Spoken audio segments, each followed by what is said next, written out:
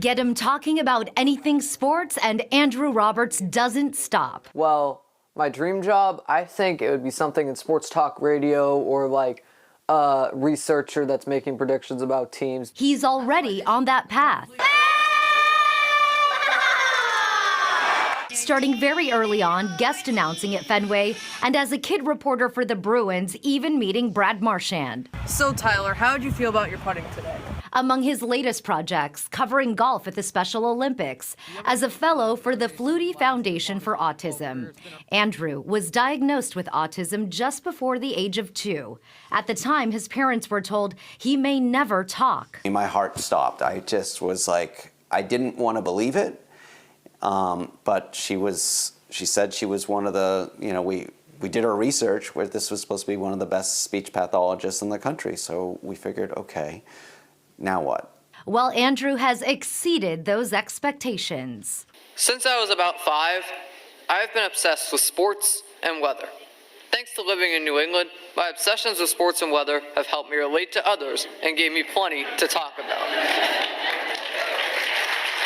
That was him in March, the keynote speaker at a conference for the Federation for Children with Special Needs. I don't really get that nervous on stage. I think I'm actually more comfortable on stage than I am one-on-one with people. Like, I struggle sometimes with social skills, just socializing with one person. Really, there's no one definition of autism. It looks different with every child. So you really can't know what the future is going to hold. You just have to believe in your child and leverage their strengths. For Andrew, that strength is taking his obsession with sports and turning it into what he hopes will one day be a successful sports broadcasting career. Doug Flutie, establishing the Doug Flutie Jr. Foundation for Autism. And so we bring in a Flutie Fellow, and Andrew Roberts now, a 17-year-old. He's a high school senior as well. And I'd like to say aspiring broadcaster, but I think Andrew already is a broadcaster and a sportscaster. He has done so many things already in his life. So the baseball cards got me interested in baseball first. That was the first sport. From there, I got into football, got into basketball, all the Boston teams. I'd say my best interview, it would probably be Rob Gronkowski. Yeah, been writing a sports blog like 5 years, hoping to get an interview. Oh, you got it? Patriots star Rob Gronkowski. We are here live at E-Money's party, and Gronk loves Gonk Knots.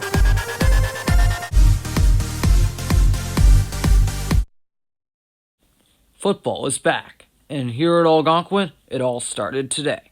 The Algonquin Tomahawks had a busy day ahead of them, including team meetings and the first official practice of the 2019 preseason. Apex Entertainment Center wants families to spend time together and have fun. That's why they're supporting my efforts to help the Doug Flutie Jr. Foundation for Autism. On November 25th at 6:30 p.m., you can help me support the foundation too. I'm Andrew Roberts, a 16-year-old aspiring sports reporter. As a Flutie Fellow, the foundation and Apex Entertainment are proudly supporting my career efforts. Please visit FlutieFoundation.org and sign up to bowl, eat, and have fun while watching Gonk Knots, my series about the Algonquin T-Hawks. What's that mean for you to be able to be that person, that example and role model?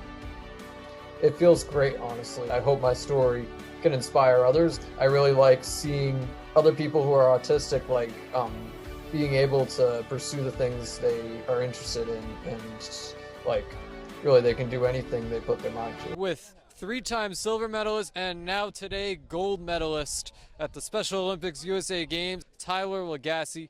Now you were tied with Matthew Glumac headed into Hole 18. How did that feel, the close competition today?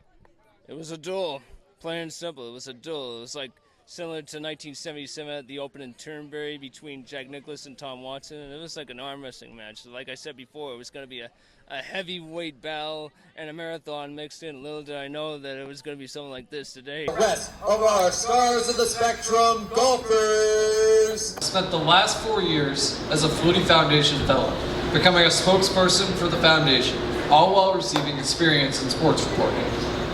Now, in addition to my fellowship, I will serve in a similar role for the Park School of Communications at Ithaca College as a Park Scholar.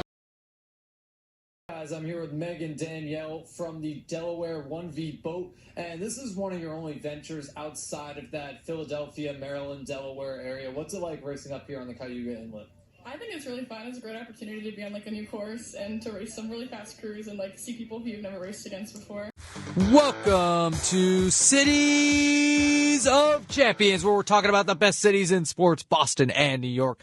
I'm Andrew Roberts here with Ryan Collins and Connor Smith. Let's start off here with the Patriots because I want to give a shout out here to Drake May. He has been unbelievable this season, and I think he is setting himself up for an MVP campaign this season. So you kind of saw the two extremes there. Union, too soft, and then Emily Fulton, too hard. Feels like a Goldilocks situation. Who's going to get it just right? Exactly, Andrew. When it comes to the power, as I've mentioned plenty of times already, William Smith has a lot of power on their side. Cronenberg to serve. Williams sets it up, and a soft touch by Newsome.